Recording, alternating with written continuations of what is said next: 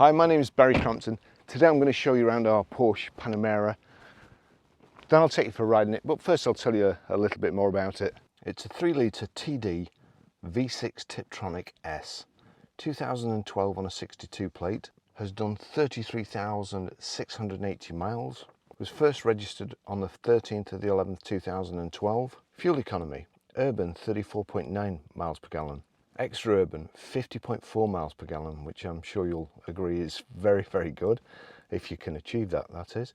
Combined is 43.5 miles per gallon. 0 to 60 time of 6.8 seconds, a top speed of 150 miles per hour out of a 250 brake horsepower, 24 valve engine. The extras this car has: metallic paint, £777 new, privacy glass, £320, adaptive air suspension, £2,379, electric seats with driver memory, £1,222, Bose surround sound system, £825, power operated rear hatch, £445, bi-xenon headlamps, £765, dashboard trim package in leather, £720, heated multifunction steering wheel, £182, 20-inch RS Spider design alloy wheels, £2,185, preparation for mobile phone with Bluetooth, £445, universal audio interface, £227. Has a full service history and it's an absolutely beautiful car. First day back off holiday today. Unfortunately, I've got to apologise for the unusual angle that I'm filming it from. It's not that I've got taller while I'm on holiday, I've just forgotten to bring my tripod this morning. So I've got my camera, about £5 worth of camera equipment, stacked up on a few stones and stuff like that. So anyway, back to the car. So, first day back from holiday. You get the holiday blues. Been sat by a pool for 2 weeks, you come back and you've got to come into work. And I've got to say, this morning, to be fair, it was a pleasure. This car is absolutely beautiful. It's such good value for money. Again, I always say you could pay a lot more and not get a car that drives as good. You could pay £100,000 and not get a car that drives as good as this. It's mint, it's got a fantastic service history, great spec, great colour combination. And on the way up here, there's quite a long straight and then a roundabout. And whenever I go around this roundabout, you always feel like sometimes you're just trying to turn the steering wheel like so. It was if you're on the straight. The suspension is so good. As I say, it's beautiful to drive. Normally I would drive this in the country here where I bring them to photograph. But I think what I'm going to do is go back to my old test route on this and do a bit of dual carriageway, a bit of motorway and a few country lanes as well, just to show you exactly how it does drive. So we've got the xenon headlamps with high pressure headlamp wash, front parking sensors, the low chin spoiler, the coloured all important Porsche badge and the fantastic engine. I must remember to cut a video of the engine. It's mint. The car was cleaned. Well, it was cleaned 2 days ago in preparation for me coming back off holiday, but it's just a bit dusty now. But I can assure you it's absolutely mint inside and out. It's got over mats on inside as well, and even the mats are like new. And bearing in mind this is like a 9-year-old car, it's a credit to its previous owner. Got the 20-inch alloys, has the coloured centres. In fairness, a new set of coloured centres would improve it. That's about the only thing I can see on the car. There's just a bit of flaking on them, but you can get them off eBay. They're not that expensive. The little vents here, got power folding door mirrors, de-chromed, so in keeping with the kind of stealth look. As I say, it's a beautiful car. It's one thing I did notice, it feels very, very wide on the road. That's one of the reasons I don't particularly want to take it through these country lanes, because they do get a bit narrow, and I think you'll get the better idea, you know, just going on normal roads. So we've got the power open boot, and in case I forget to mention it, those fancy keys. The roller blind cover comes up with the tailgate Plenty of room in the back. Over here we've got a power socket too. The back seats fold down. Really, really nicely finished. Brushed aluminium over the lock mechanism here. It's got an inflation kit in the back, and it's also got a huge Bose subwoofer situated under the carpet there, and it goes through you. When there's a record with plenty of bass on it, it absolutely goes through you. It's a great system. There you go, there's the power closing. We've got the rear parking sensors and the deployable rear spoiler. That'll go up and down from a switch, or I think it comes up, you know, when you get to like 75, so the cops know that you're speeding.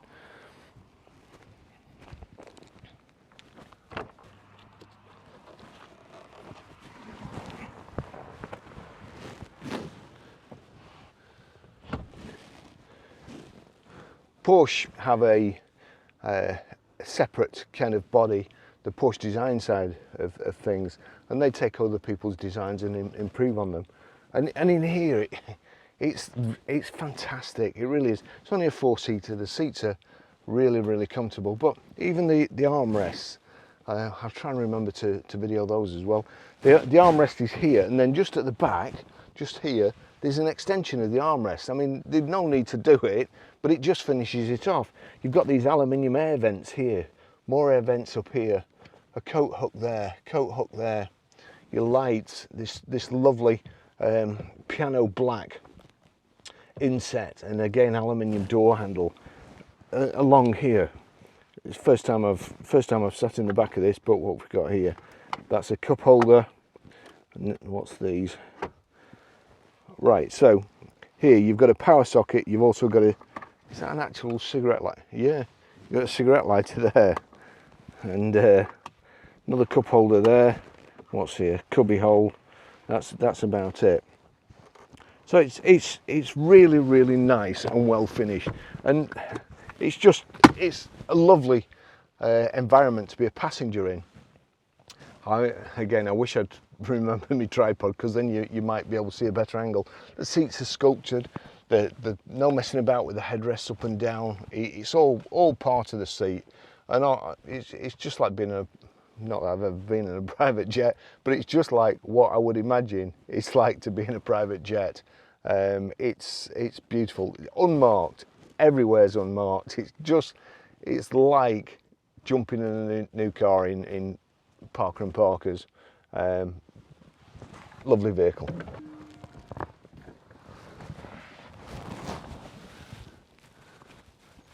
As I'm getting out here, I just noticed that the hinges, they're not like ordinary car hinges where they're welded to the door and then somebody bangs a pin through them. They're a proper engineering work of art. It's that really, again, is a real good design. You've also got the paint protection film on the back here, so you don't get any chips from the front wheels from stones kicked up. And you've got this sill extension there. I'll just take you for a ride in it.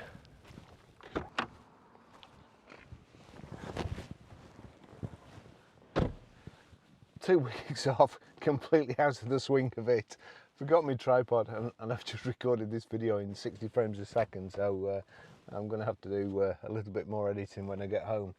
That's the key two of these. We've got a white and a red one. It's like a socket on the dashboard, foot on the brake, and then turn on. We've got here, well, I'll just read this out. The 16th of 12th 2014, 15,480 miles, Porsche Centre, Colchester, including brake fluid. 16th of 11th 2017, 24,694 miles, Porsche Centre, East London, including brake fluid. 9th of the 5th 2019, at 30,304 miles, Porsche Centre, Kendal, aircon condenser, so that wants a service. 19th of the 5th 2020, 31,366 miles, Porsche Centre, Preston, including brake fluid. And then on the 10th of the 2nd 2021, at 32,035 miles, Porsche Centre, Preston, visual vehicle health check. The brake fluid thing, I don't suppose a lot of people know, but brake fluid is hygroscopic and it absorbs water. If you're meant to change it every 12 months, what happens, certainly on a car like this, probably on a normal car it wouldn't matter too much, but on a performance car, when the brakes get red hot, any water in the system turns to steam.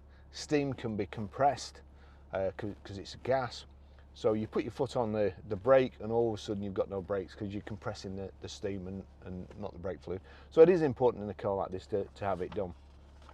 So I went through all the spec before. I'll try and remember it as we're going, but if not, just go back to what I said at the beginning.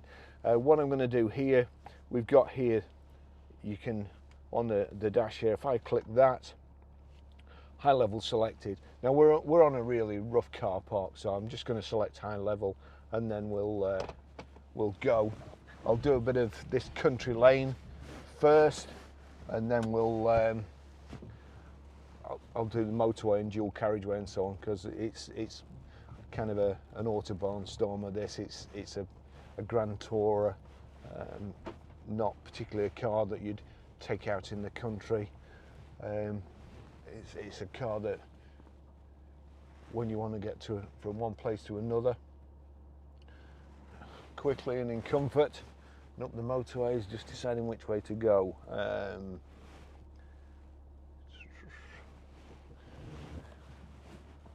suppose I should try and get some drone shots, so I will go this way.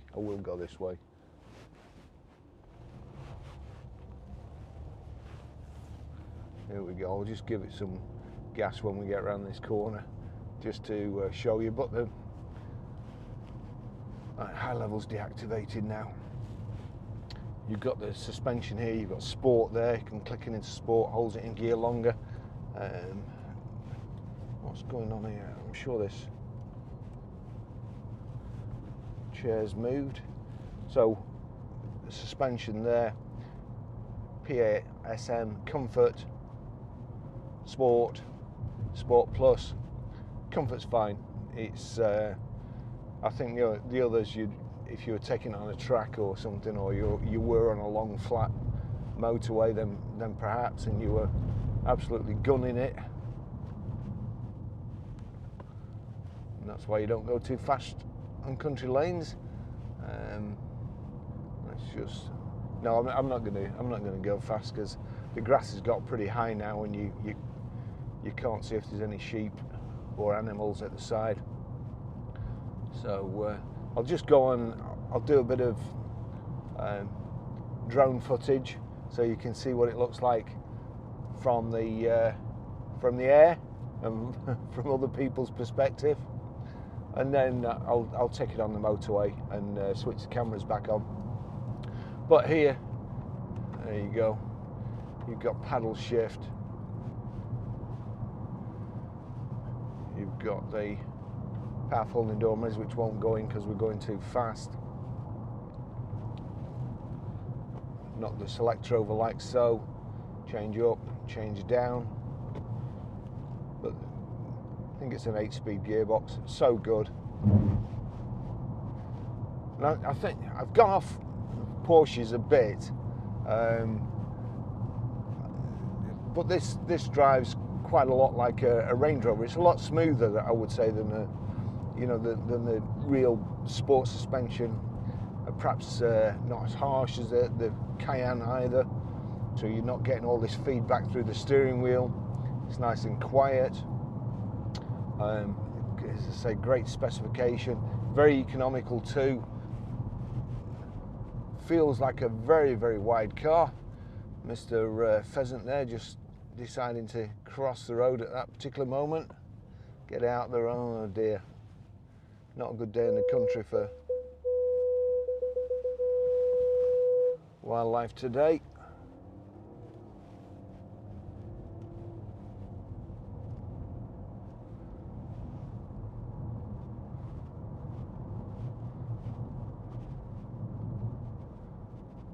It is a really, really beautiful car.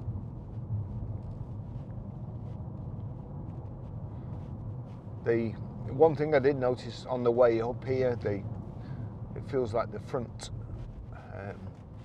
front offside wheel. The tracking is slightly out. You can just feel it through the steering wheel. Just feels like it's like trying to go along the road just a little bit sideways. So by the time you get to see this vehicle, it's worn the tyre on the edge. We will have a new tyre on it, and it will drive. I mean, it drives fantastic now, don't get me wrong. It's absolutely superb. Certain death corner here.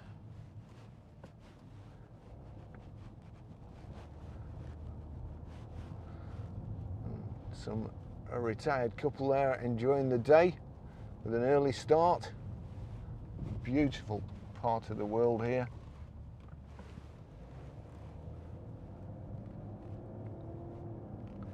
Yeah, so we'll have a new tyre on it, so it'll be absolutely perfect. But if you've got a private plate, this car looks like it's just come out of the showroom and you've just bought yourself a 100 grand car or something.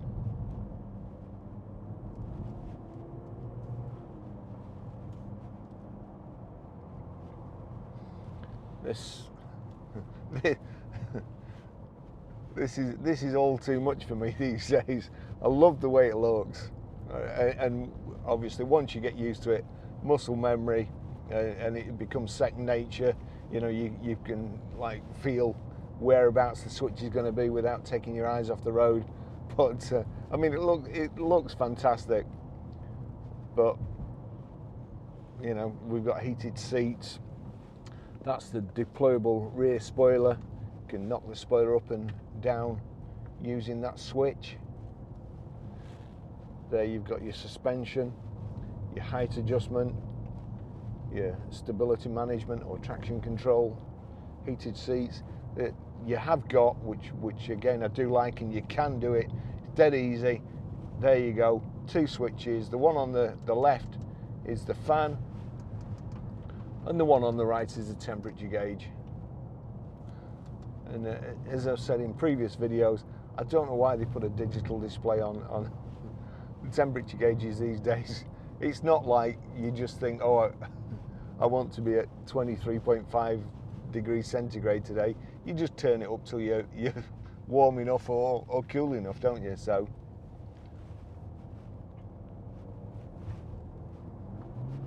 it just goes like the wind.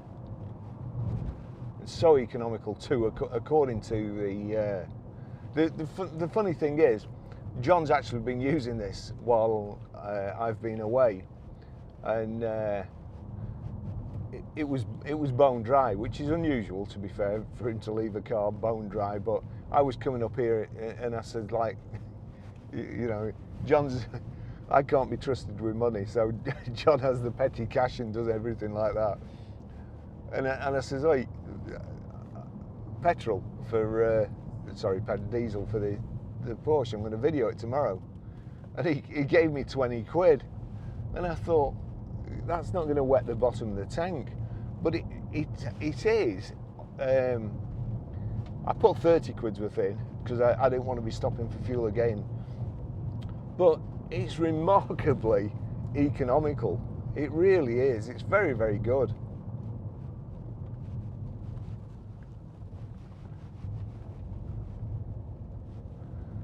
Now I'm going to go down this way, do some drone footage, and then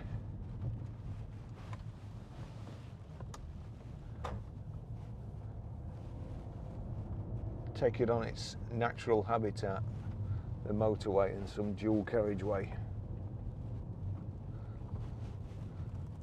I was pleasantly surprised, I have to say, coming up this morning here. Very, very quiet and smooth, nice. Lovely day as well. Always makes it better, and it's quite funny really, because I don't know whether anybody else notices, but some cars you get in, and I have my all my music on my iPhone, and you set it to shuffle. Sometimes it plays a load of tracks that you liked at the time, but you can take or leave now. And this morning on the way up here, it played all my favourite tracks. So it's got like it's also got a magical sound system. And we've got navigation there, we can click. There you go. You can click the sat nav on. We've got cruise control, which I'll try and remember to show you on the motorway as well. That's just there. Your electronic windows or electric window switches there.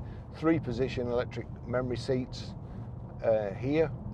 Height and reach adjustable steering wheel from a lever, and then just at the back here where it says airbag and the centre spoke, there's a little switch on the back, and if you click that, heated steering wheel on. That is the best accessory ever. I forgot to show you all the service invoices as well. We've got a stack of service invoices or invoices to match everything I've just told you, which is always, it's great to see. You can't beat a stamped service book, which we've got, and the bills to back it up.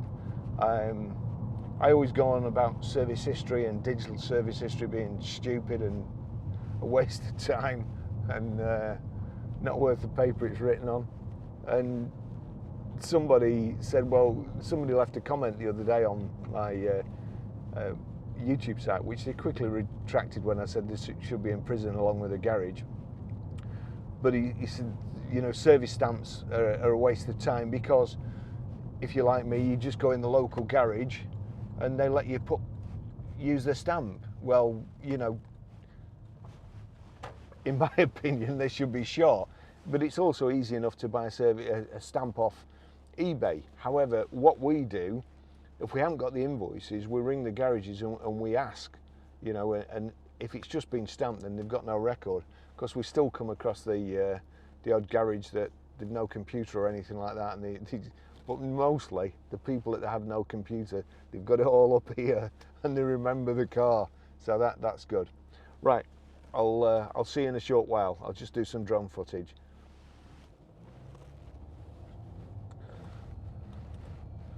Okay, so change of plan.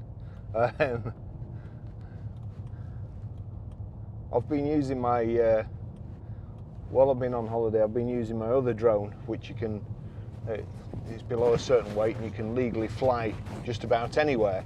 This drone is a bit more professional, and you can't fly over other people or within 50 meters of them, which is why I use it out in the country and come out here. Unfortunately, while I've been away, there's been an update to it, and it won't fly.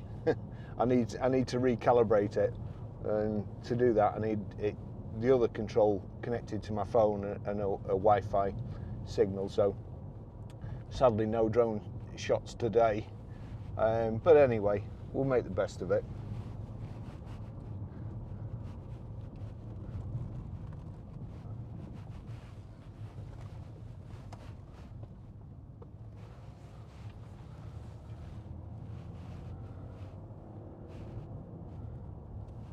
I'll just go a bit further through the country, and then I'll switch off again and then go on the motorway.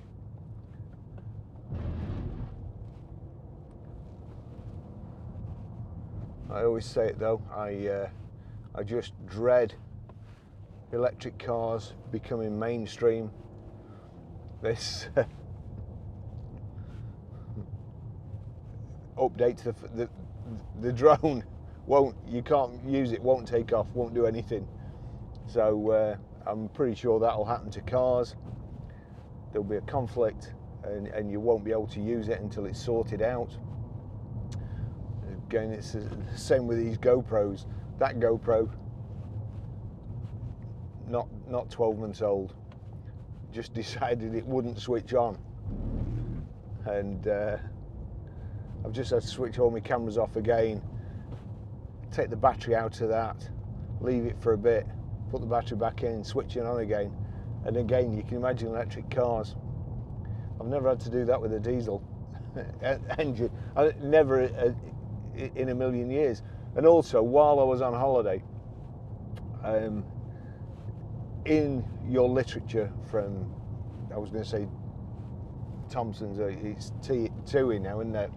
And in all the literature it tells you you can't have lithium batteries in your suitcase that, you know, to go in the hold. If you have a lithium battery, you have to take it on board in your hand luggage.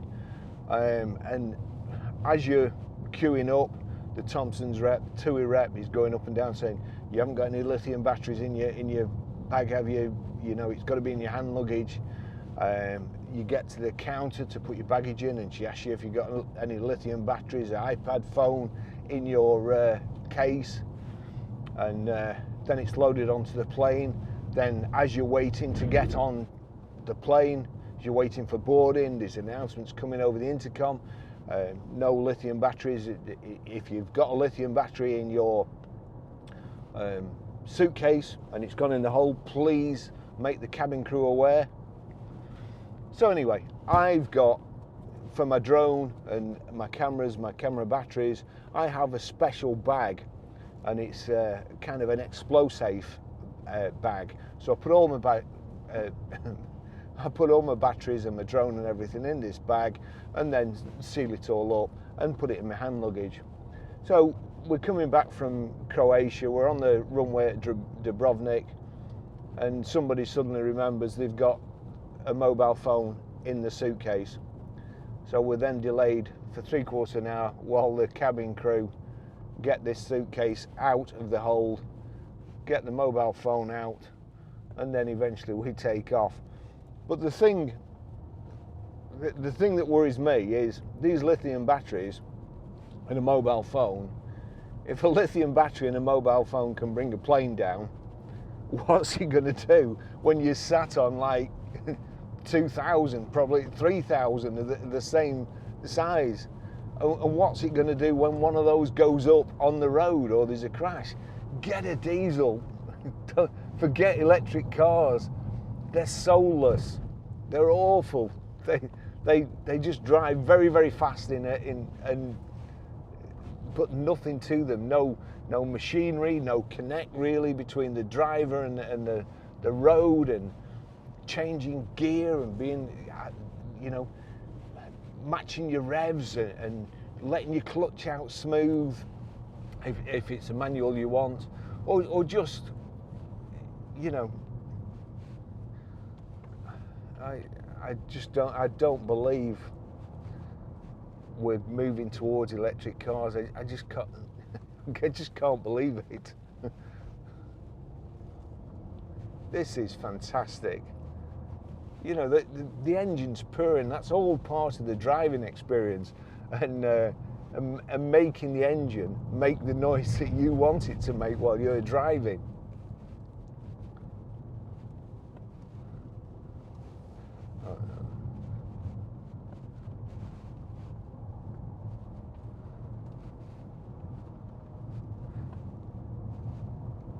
You know, just setting it up, tapping the brake, just feathering the brake as you go into a corner, and swapping and accelerating out of the corner.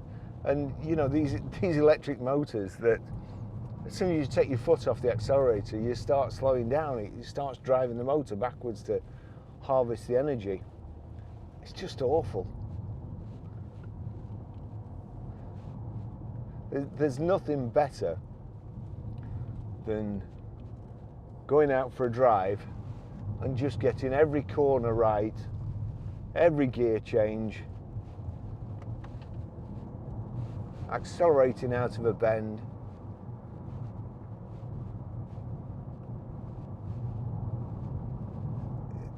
and there's just no way an electric car can do that, in my opinion. I dare say there'll be a few of you in the comments that disagree with me, but you will be wrong.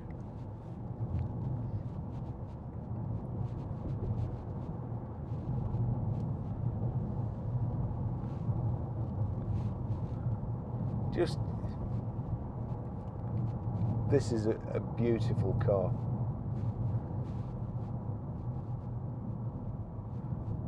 With great spec. And honestly, unless you come and see it, you won't believe how clean it is. It's just lovely. But the extended package on the dash there as well. It's if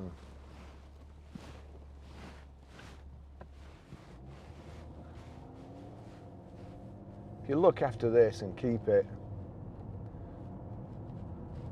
I can't see it ever being worth too much less, if not going up, which they're doing at the moment.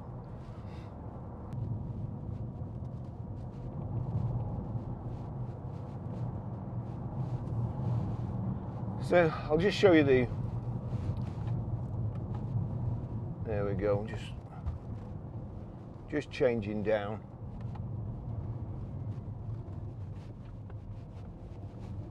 Not going too mad because, as I've said before, it's a wide car, and there are a lot of people with smaller cars who use this same road, who think their small car is a lot wider than it actually is and take up too much of the road. Like they say, if you're not living on the edge, you're taking up too much space.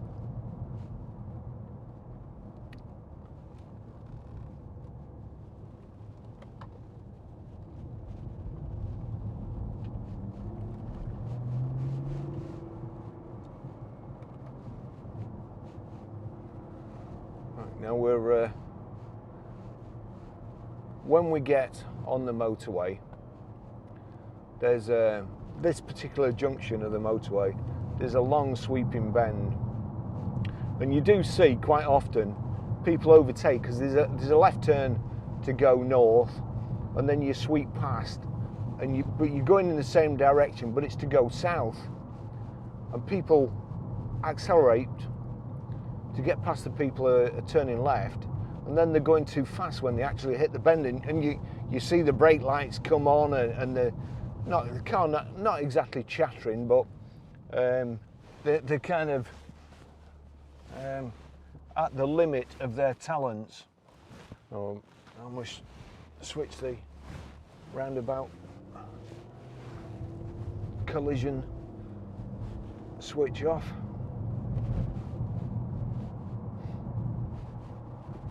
So I'll just show you this. I don't know whether to, let's just, so that's in sport. Comfort, sport, sport plus.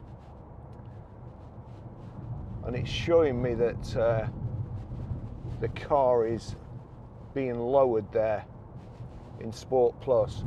So we're really hunkered to the ground. You can feel it. It's a bit go-kartish, which is not the way I like to drive. But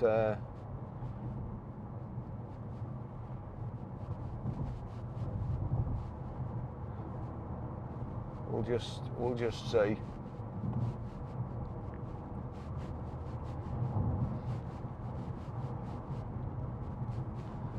Yeah, Con is icy cold. Make sure the heated steering wheel's off. That was nice and toasty. Nice display there. Oh, the Bose speakers. Right. I'll do it on the motorway because, or should I? Well, I used to be indecisive, but now I'm not so sure. Let's just put. Right, so there we go. That's sound, media.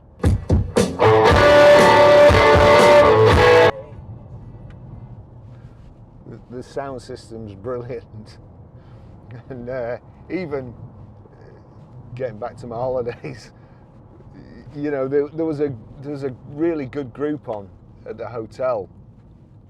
If you call them groups these days, I don't know what you call them. A band, a really good band on at the hotel. And they sung some records which aren't my taste at all, but I found myself shazamming them and then downloading them. Even those records sound good on here. Right, let's concentrate on this. So, look at this.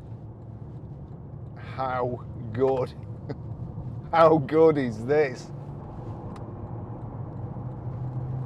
So that's where everybody accelerates here, and then they end up going too fast here. Now I'm actually going to slow down because I'm going too fast. But so we'll go around here.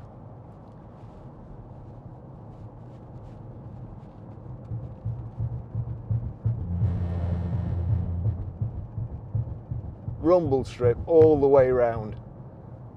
How fantastic is that?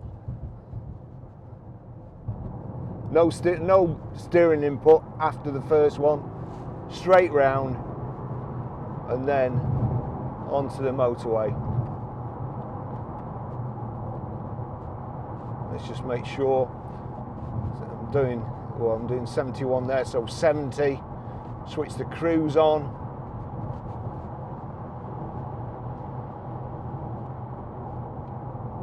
Cruise on, push it away, doing 69 miles an hour. That's cruise on. Just click it away once more, that should take it to 70. And we're just accelerating slightly. The sat nav in the second dial across there is, well, that's showing me the speed limit of the road I'm on as well. So then if I go to map, let's just see if I can. 3 miles. There's nothing set, otherwise it'd be giving me directions over there. The centre is showing me the speed I'm doing. It's the rev counter. We're in 8th gear and we're doing 70 miles an hour at round about 1600 revs. Nice and quiet. Good feel to the car on the road, and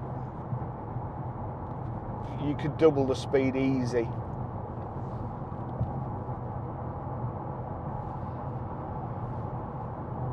I'll put it back in comfort because, let's just click that. Oops, went too far. Comfort, so we're back in comfort. Car's going up. Not feeling as much bounce on the road. It's a noisy part of the motorway, that, and this is pretty quiet. It's nice smooth here. And if we move into the outside lane in a second to overtake this car, you'll hear it go noisy again. That's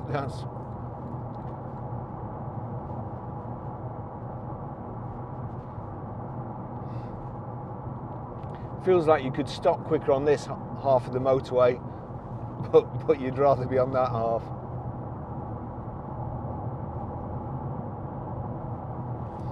You've got your, let's just say, over the right hand side there, if I click that, that gives you the options of your controls for your sat nav. If I move it, it's telling me where we're going, what's on the playing on the audio system at the moment.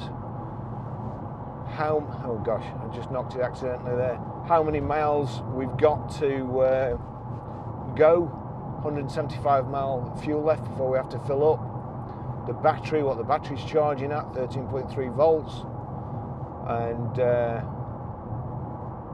I've no idea what that one is. The cruise is on, it's giving me the date, the time, the outside air temperature, 23 degrees. And over on the outside there, we've got a fuel gauge at the bottom, coolant temperature gauge. I think it's, I could be wrong actually. Yeah, coolant temperature gauge on the top right hand side. On the far left, we've got oil temperature and oil pressure. The speedo, which in Porsches is really naff. I'm actually going too fast, and I didn't mean to be. You just don't know you're moving. So I'll put the cruise back on again. If I click up, that should resume to 70. Yep, there we go. So Porsche speedos, they go up in increments of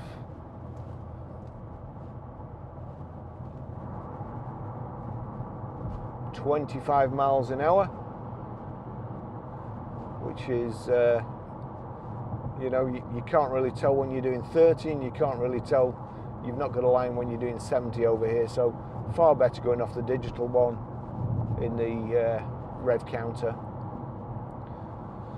Moolah Milk there, just shaking all his yogurts up, having a bit of a tank slapper moment.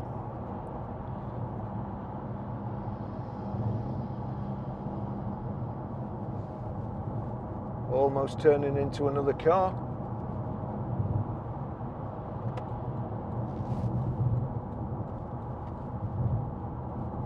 For some reason he's staying in the middle lane.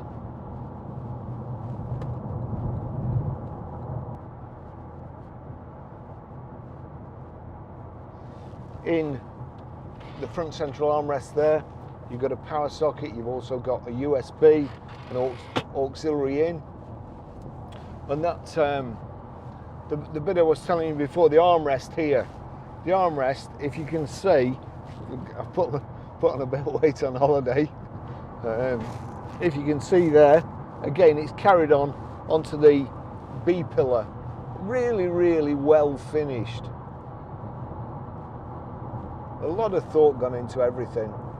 All the controls, so nice.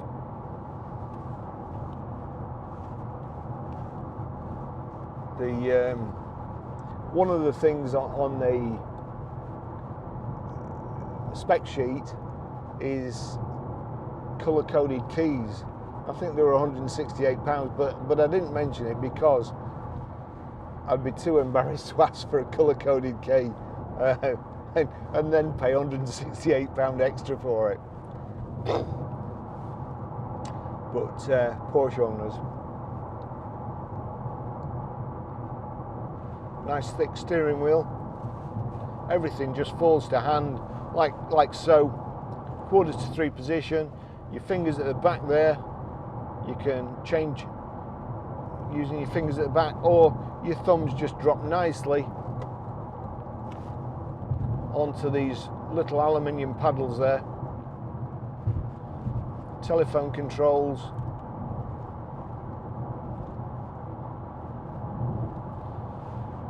Answer and dink.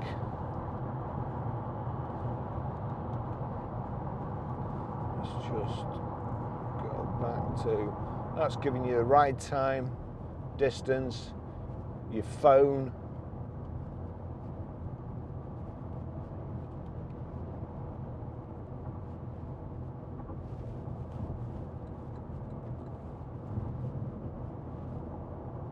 I mean, I can just imagine jumping in this and driving 1,000 miles, and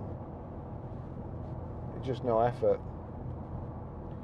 At 70 miles an hour, it's really quiet.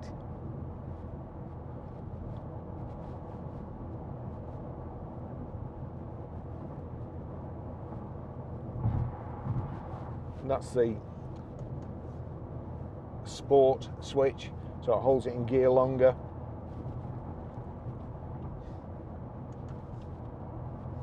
But we just want comfort. Nice sculpted seats. The electric operation there on the side. Again, nice, well, it feels like aluminium. Buttons.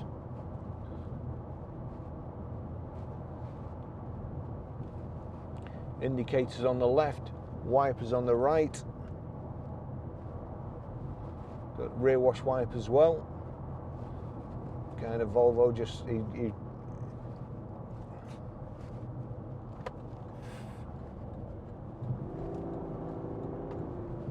oh. Could have moved out. No, brain dead. Having said that, I can't say too much about Volvos because Volvo UK are kind of lending me a Volvo V70 in a couple of weeks to test drive.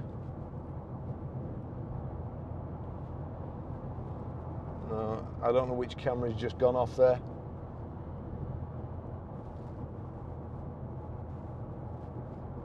It's great to be back.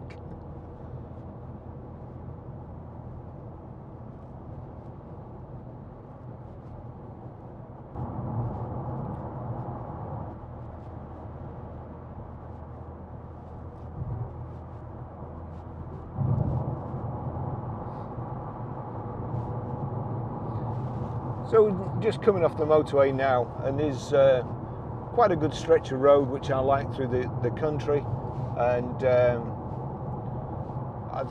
going to put it back onto sport suspension.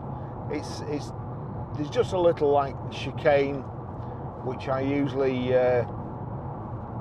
use to load the front wheels from side to side, just make sure there's no knocks on the suspension. But it's also a good test of the car's steering.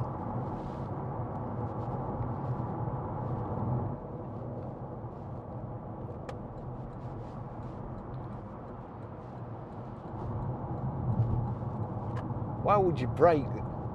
Just why?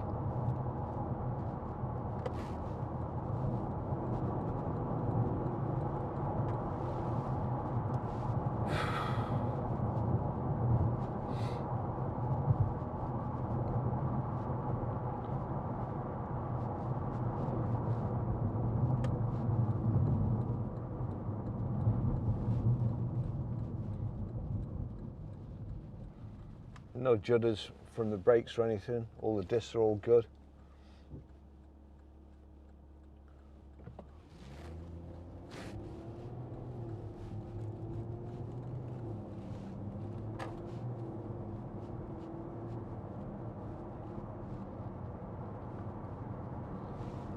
Just play with the paddle shift as well, going up this country lane, going too fast again. It's so smooth and quiet, you just don't know you're moving. There we go.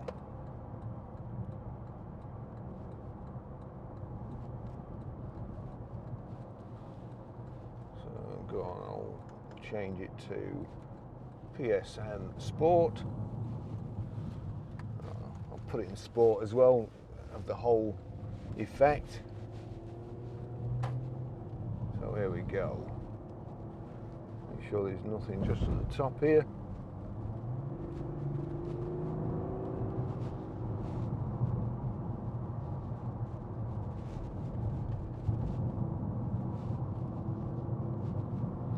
There we go. And then, let's see, just flick right, left, right, left again. No creaks, no knocks, just lots of fun.